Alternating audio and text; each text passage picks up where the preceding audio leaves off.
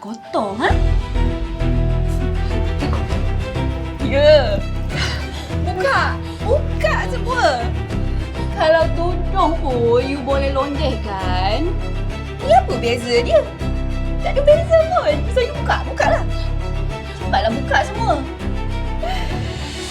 Dan ada, you dah bagi family you kan duit haram I.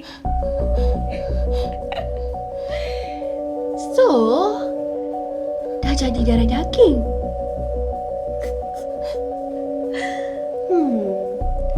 Macam mana nak kira tu? Ni nak pergi kerja, nak cari duit, nak bagi kat Umi, nak bagi kat Rabi. Boleh tak Umi sabar sikit? Ha? Kakak sekarang ni tengah sesak juga. Dah ada nanti kakak bagi balik, okey? Tolonglah.